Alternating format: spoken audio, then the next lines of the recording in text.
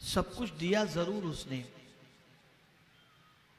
लेकिन अगर हमारे लिए किसी चीज को उसने सबसे ज्यादा पसंद किया तो वो है दीन इस्लाम। इसलिए कि जमीन है, लेकिन अगर इस्लाम न मालूम हो तो जमीन पर चलने का सलीका नहीं मालूम होगा। इस्लाम हमें ज़मीन पर चलने का सलीक़ा भी सिखाता है, रब की बंदगी का तरीक़ा भी सिखाता है, हुजूर सल्लल्लाहु अलैहि वसल्लम से मोहब्बत का तरीक़ा भी सिखाता है। और इसी तरीक़े से माँ बाप, रिश्तेदार, आइज़ा, अक़रबा सब के हुकूक़ की तालीम भी हमें इस्लाम ही देता है। मेरे प्यारे आका सल्लल्लाहु ताला अलैहि वसल्लम के प्यारे दीवानों, इस्लाम अल्लाह का पसंदीदा दीन है और ये इंसान के लिए कितना ज़रूरी है। मेरे प्यारे आका सल्लल्लाहु अलैहि वसल्लम के प्यारे दीवानों, इसके हवाले से आप समझें कि रसूल गिरामी वक़ार सल्लल्लाहु ताला अलैहि वसल्लम से लेकर सहाबा तक और सहाबा से लेकर ताबईन तक और ताबईन से लेकर तबे ताबईन तक, औलियाए किराम तक, सबकी हयात तय्यबा का अगर आप मुताला करें तो सबकी ज़िंदगी का एक एक लम्हा फ़रोग़ इस्लाम में और लोगों की ज़िंदगियों को कानून इस्लाम के सांचे के ढालने में गुजरती हुई और गुजारते हुए वो लोग नज़र आते हैं। मेरे प्यारे आका सल्लल्लाहु ताला अलैहि वसल्लम के प्यारे दीवानों,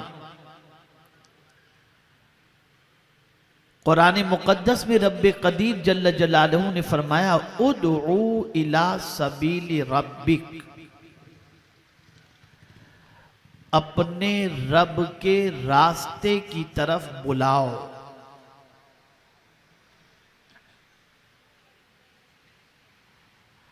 अल्लाह के रास्ते की तरफ बुलाने का हुक्म परवरदिगार जल्ल जलालहू ने कुरान मुक़द्दस में अता फरमाया।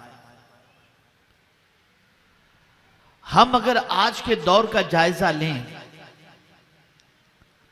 तो मेरे प्यारे आका सल्लल्लाहु ताला अलैहि वसल्लम के प्यारे दीवानों, जितनी भी मसाजिद भिवंडी की सरजमीन पर हों या जितनी भी मसाजिद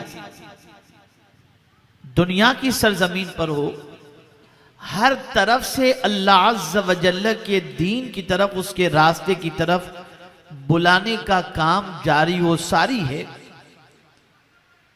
लेकिन अगर हम उम्मत मुस्लिमा की जिंदगी का जायजा लें तो अल्लाह के रास्ते पर चलने वालों की जिंदगी अगर आप देखें कि कितने लोग अल्लाह के रास्ते पर चलते हुए दिखाई देंगे, तो मैं ये समझता हूं कि मोर देन 95% मुसलमान अल्लाह के रास्ते को छोड़कर आज शैतान के रास्ते पर, यहूद व नसारा के रास्ते पर चलते हुए दिखाई देते हैं। वजह क्या है, उसके असबाब क्या हैं, उसे थोड़ी सी समझने की जरूरत है। आज एक आलिम भी अल्लाह के रास्ते की तरफ बुलाता है, आज एक शेख भी अल्लाह के रास्ते की तरफ बुलाते हैं, आज एक बाप भी अपने बेटे को अल्लाह के रास्ते की तरफ बुलाने की कोशिश करता है, आज एक माँ भी अपने बच्चे को दीन के रास्ते पर चलने के सिलसिले में दावत देती नजर आती है। लेकिन हम देख रहे हैं कि दावत हजारहा दी जाए, जिंदगियों में इनकलाब नजर नहीं आता, जिंदगी में निखार नजर नहीं आता, जिंदगी में बहुत अच्छी तरीके से इंसान संवरा हुआ नजर नहीं आता। सबब क्या है, वजूहात क्या है? कभी कभी तो ऐसा महसूस होता है कि दाई की जिंदगी में खुद उस दावत को अगर हम तलाश करें तो उसकी जिंदगी खुद उसकी दावत की मुखालिफत करती हुई नजर आती है। इल्ला माशाअल्लाह, मेरे प्यारे आका सल्लल्लाहु अलैहि वसल्लम के प्यारे दीवानों, कुरान ने ये नहीं कहा इला रब्बिक, अपने रब की तरफ बुलाओ, बल्कि फरमाया उदउ इला सबीली रब्बिक, अपने रब के रास्ते की तरफ बुलाओ। इसलिए कि रब तक तुम बगैर रास्ते के पहुंच ही नहीं सकते, और रब तक पहुंचने का रास्ता दीन है, इस्लाम है, मोहम्मद अरबी सल्लल्लाहु ताला अलैहि वसल्लम है।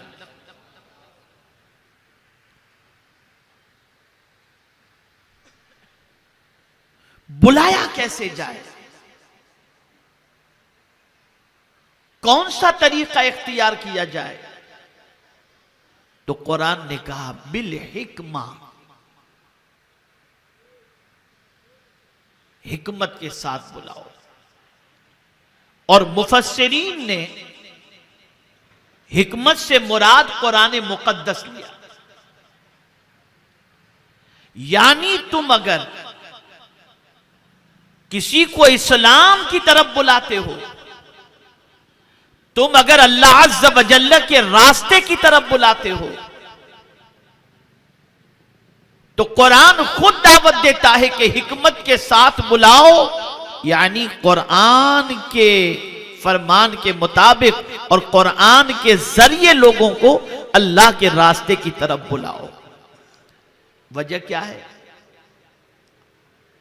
वजह सबसे बड़ी यह है कि कुरान एक ऐसी किताब है कि इस किताब के जरिए तुम अगर बुलाते हो तो इस किताब का जवाब दुनिया की किसी कौम के पास है ही नहीं।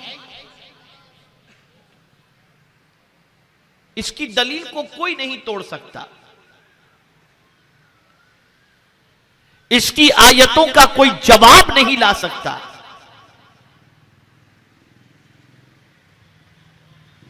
यही वजह है कि रसूल गिरामी वक़ार सल्लल्लाहु तआला अलैहि वसल्लम हो या सहाबाए किराम अलैहिमुर रिदवान हो या ताबईन किराम अलैहिमुर रिदवान हो, सबकी जिंदगी का जायजा लें। उनकी जात से लोगों को इस्लाम की जो दौलत मिली, उसकी कई वजूहात में से एक सबसे बड़ी वजह यह थी कि वो अगर किसी को बुलाते थे तो कुरान के जरिए बुलाते थे, अल्लाह की किताब के जरिए। अब यहां मैं थोड़ा सा रुकते हुए तवज्जो को टर्न करूं। इस वक्त अगर उम्मत मुस्लिमा की जिंदगी में कुरान तलाश किया जाए तो मोर देन 90% मुसलमान कुरान से लाताल्लुक हो चुके हैं। न उनकी जबान पर कुरान, न उनके घर में कुरान, न उनकी जिंदगी में कुरान, न उनके अखलाक में कुरान, न उनकी आदतों में कुरान। जब कुरान मुकद्दस से इस कौम का रिश्ता कमजोर हो गया तो अब इस कौम की सिचुएशन क्या हो गई? ये कौम जवाल पजीर हो गई। और याद रखें, या तो आप किसी को दावत दें या कोई आपको दावत दे।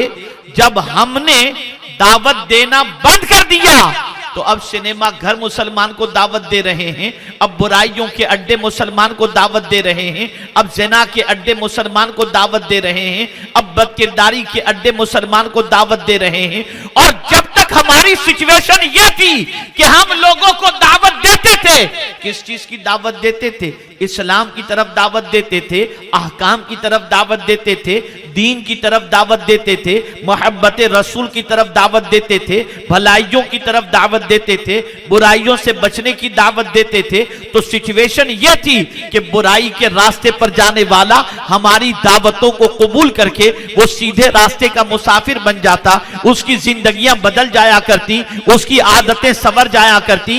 लेकिन जब से आज अक्सरियत मुसलमानों की ऐसी हो गई कि जो दावत तो बहुत दूर की बात, खुदा और उसके प्यारे हबीब से और अल्लाह की किताब से रिश्ते को कमजोर कर चुके, तो आज जमाने में न उनकी वक़्त है, न जमाने में उनका कोई जमाने में न उनकी कोई कद्र है, बल्कि सिचुएशन यह है कि दुनिया आज हर मुसलमान को दावत देती दिखाई दे रही है।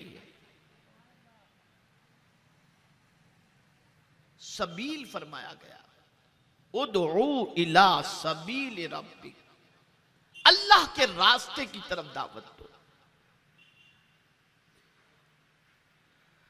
अहकाम इलाही की तरफ बुलाओ, इस्लाम की तरफ बुलाओ।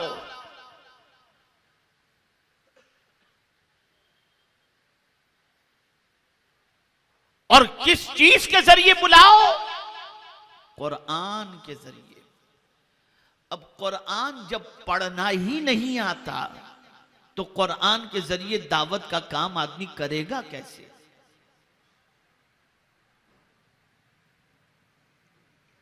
अब मेरे प्यारे आका सल्लल्लाहु ताला अलैहि वसल्लम के प्यारे दीवानों, कुरान ने कहा हिकमत के जरिए तुम अल्लाह के रास्ते की तरफ बुलाओ, और दूसरी बात कुरान ने यह बयान की वल मौइज़तिल हसना, और अच्छे वाज के जरिए लोगों को अल्लाह की तरफ बुलाओ।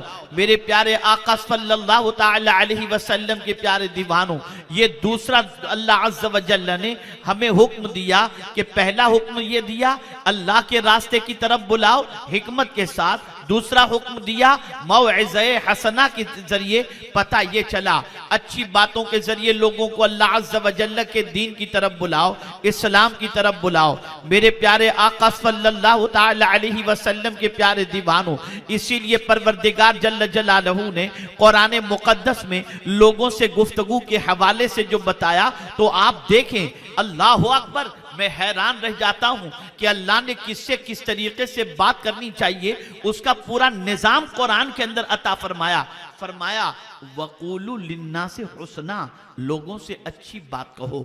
अब मैं यहां पर आपको बताऊं, जब आप अच्छी चीज के जरिए लोगों को बुलाओगे, जब अच्छी चीज के जरिए अच्छे अल्फाज के जरिए लोगों को दीन की तरफ बुलाओगे, तो उसके दिल के अंदर इस्लाम की मोहब्बत पैदा होगी, इस्लाम की अजमतें उसके सीने में पैदा होंगी। और इसी तरीके से हर इंसान के साथ अच्छी तरीके से बात करो, लेकिन फिर आप इसी तरीके से देखेंगे कि किससे कैसे बात करनी चाहिए। तो कुरान ने उसके हवाले से बड़े वाज़े लफ्जों में फरमाया कि अगर तुम्हारे दरवाजे पर कोई साइल आ जाए और साइल से भी अगर तुम्हें बात करनी है तो वहां भी तुम्हारा दावती अंदाज होना चाहिए। कुरान कहता है कौलुम मारूफुन खैरुम मिन सदक़तिन यतबउहा अज़ा। अल्लाह अकबर। इसी तरीके से आप देखें, माँ बाप से बात करनी है तो कुरान कहता है वकुल लहुमा कौलन करीमा। इसी तरीके से आप देखें, सरबराहे ममलिकत से बात करनी है और उसको अगर अच्छी उससे कोई बात करनी है तो कुरान उसके हवाले से भी हमको नसीहत करता हुआ नजर आता है। आप देखें हजरते परवरदिगार जल्ल जलालहू ने हजरत मूसा अलैहिस्सलातु वस्सलाम और हजरत हारून अलैहिस्सलातु वस्सलाम को जब फिरऔन की तरफ भेजा तो फरमाया वक़ूला लहू कौलन लय्यिना, उनके साथ तुम दोनों नरमी से बात करना। आप अंदाजा लगाएं, कुरान ने हमें अच्छी तरीके से बात करने के सिलसिले में, अच्छे वास करने के सिलसिले में हमें नसीहत फरमाई। लेकिन अल्लाह अकबर, हम देखते हैं कि आज अच्छी तरीके से बात मुसलमानों की जिंदगी में कहीं नजर आती है, कहीं नजर नहीं आती। हमें इसकी इस्लाह की जरूरत है। अब तीसरी कैटेगरी आती है वजादिलहुम बिल्लती हिया अहसन। अगर तुम्हें किसी को अल्लाह के रास्ते की तरफ बुलाना है और उसकी सिचुएशन ऐसी है कि जरा टेढ़े दिमाग का है, डाउट्स उसके सीने के अंदर हैं, सर फेरा इंसान है, तो कुरान कहता है अगर तुम उसके साथ झगड़ा भी करो तो उसका भी अंदाज तुम्हारा अच्छा होना चाहिए, यानी मुनाजरा।